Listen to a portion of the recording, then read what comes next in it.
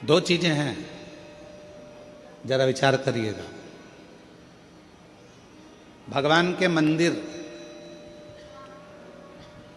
शंकर भगवान के मंदिर में लोग जल चढ़ाने के लिए जाते हैं।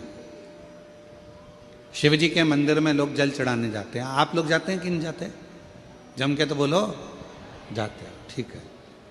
शिव जी के मंदिर में यदि आप जल चढ़ाने के लिए जाते हो और आपने अगर शिव महापुराण की कथा को सुन रखा है, तो कथा में बारंबार आपको सुनने को मिलता है कि ये शिवलिंग शिव है, ये जलाधारी माँ पार्वती जी का हस्त कमल है, ये सामने से जो जल बहता है, राइट में गणेश है, लेफ्ट में कार्तिकेय हैं, बीच में अशोक सुंदरी है। शिव जी के ऊपर जो बूंद बूंद पानी टपक रहा है वो शिव जी की 5 लड़कियां जया, विषहरा, शामली बारी, दौतली देव है। ये सारा पूरा की पूरा स्थान शिव जी के सामने से, जहाँ से जल बहकर जमीन पर आकर नीचे जाता है, वहाँ पर 33 कोटि देवता विराजमान हैं।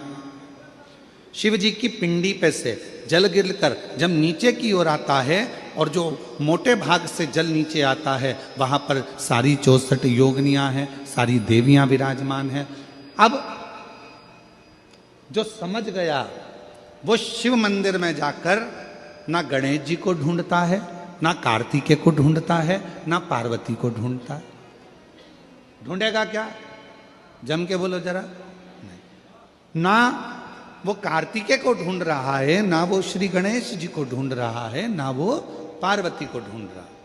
अब जिसके दिल में ही शिव नहीं बसा है, जो भगवान शंकर को जान ही नहीं पाया, वो मंदिर में जाकर क्या करता है? एक लोटा पानी लेगा, शंकर जी पे भी चढ़ा देगा, उसी पानी में से गणेश जी को भी चढ़ा देगा, उसी पानी में से पार्वती जी को भी चढ़ा देगा, उसी पानी में से कार्तिकेय जी को भी चढ़ा देगा।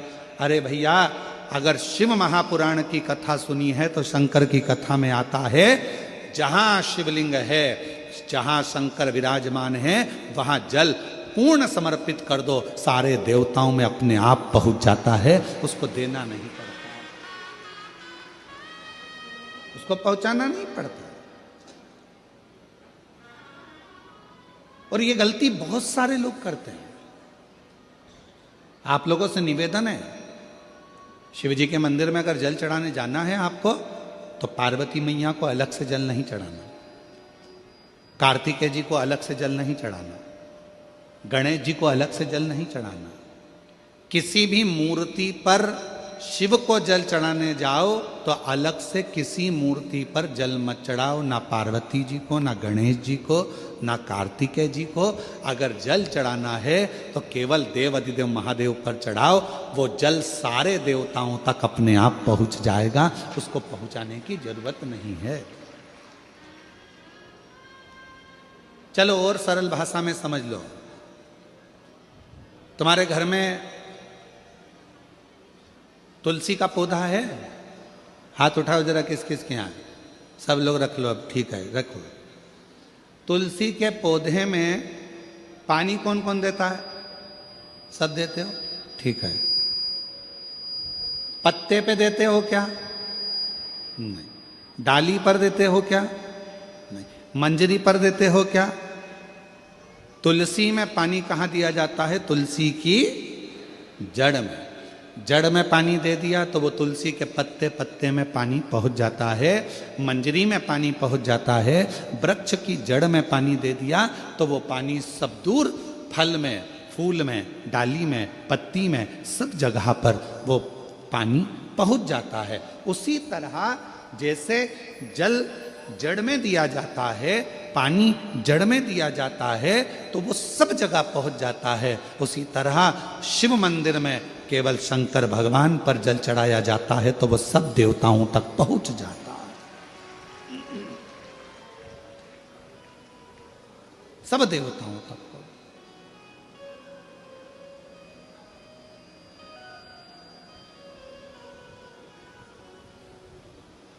और शंभु शरणे पड़ी, मांगू घड़ी रे घड़ी, दुख काटो दया करी ने दर दर्शन आपो शंभु शरण पड़ी मांगो घड़ी रे घड़ी दुख काटो दया करीने दर्शन आपो शंभु शरण पड़ी मांगो घड़ी रे घड़ी दुख काटो दया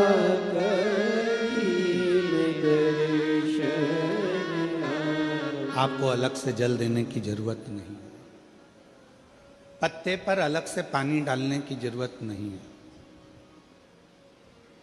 डाली में अलग से जल देने की जरूरत नहीं है। केवल जड़ में पानी दीजिए, फूल में, पत्ती में, फल में, सब जगह पर वो पानी पहुंच जाता है।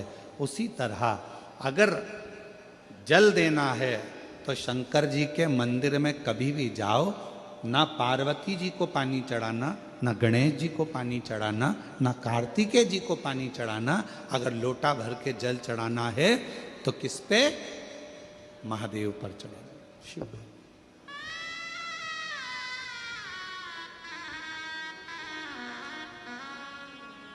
गलती तो नहीं करोगे? बोलो तो जम के। कहां जल चढ़ाओगे? शिव जी पर। अब कई लोग पार्वती जी कपड़े पहनी है, वस्त्र पहनी है, तो भी पानी चढ़ा के चले जाते हैं। गणेश जी वस्त्र पहने हैं तो भी लोग पानी चढ़ा के चले जाते हैं। कार्तिकेय जी वस्त्र पहने हैं तो भी लोग पानी चढ़ा देते हैं। ये ठीक नहीं। शिव महापुराण में सीधी सीधी बात करी है, सारी समस्या का हल एक लोटा जल। अब जल कितना लेकर गई हो मंदिर के लिए? जम के बोलो, एक लोटा।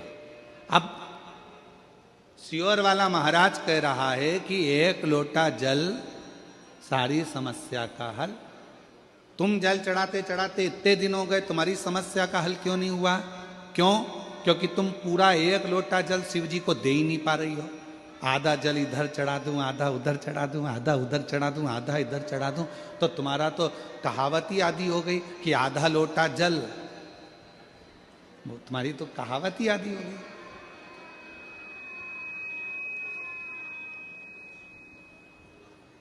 पूरा एक लोटा चढ़ा? अरे बोलो तो जम के। नहीं चढ़ा, नहीं चढ़ा। इधर पार्वती जी को चढ़ा दिया, गणेश जी को चढ़ा दिया, कार्तिकेय को चढ़ा दिया, और फिर शिव जी को जल चढ़ा रही है। या शंकर जी को चढ़ाने के बाद थोड़ा सा बचा कर इधर भी चढ़ा दूं, उधर भी चढ़ा दूं, उधर भी चढ़ा दूं, मन में रख लिया बचा कर। पशुपति व्रत की महत्वता में स्वयं शिव महापुराण में पाशुपत्य अस्त्र, पाशुपत व्रत और पाशुपत योग, तीन चीजों में पशुपति व्रत की महत्वता में यहां तक कहा है कि तुम पशुपति व्रत के लिए अगर कोई मीठा बना रही हो, प्रसाद बना रही हो, तो वो प्रसाद जितना बनाया है वो पूरा की पूरा लेकर मंदिर जाना पड़ता है। बोलो सही है कि गलत है? कढ़ैया में, भगोनी में जितना प्रसाद, हलवा बनाया, खीर बनाई, जितनी बनाई है सब लेकर जाओ, छोड़कर नहीं जा सकते। अगर आधा प्रसाद कढ़ैया में छोड़ दिया और आधा लेकर गए हो तो प्रसाद के दो हिस्से हो गए। भगवान पशुपति व्रत को स्वीकार नहीं करेगा, वो स्वीकार नहीं। बनाओ उतना जितना मंदिर में लेकर जाना है, बनाओ उतना जितना परमात्मा के दरवाजे पर लेकर जाना है। अब हमने क्या करा, बना थोड़ा ज्यादा लिया, आधा रख दिया घर वालों के लिए, बच्चे खा लेंगे इसमें से, पति को दे दूंगी इसमें से, और आधा प्रसाद ले गई मंदिर, मंदिर में ले जाके 3 हिस्से कर दिए। अब विचार करना, मंदिर में ले जाने से पहले प्रसाद के 2 हिस्से हो गए, आधा तो तूने घर में छोड़ दिया, आधा मंदिर में लेकर चली गई, फिर वहां पर जाकर 3 हिस्से हो गए, तो कुल मिला के हो गए 5 हिस्से। तो मतलब ही क्या हुआ फिर उस प्रसाद? और फिर क्या कर रही है, मैंने 4 बार पशुपति व्रत करा गुरुजी, पर ना जाने क्या ऐसा योग बना कि भगवान मेरी सुनता ही नहीं है, भगवान मेरी सुनता ही नहीं। कैसे नहीं सुने?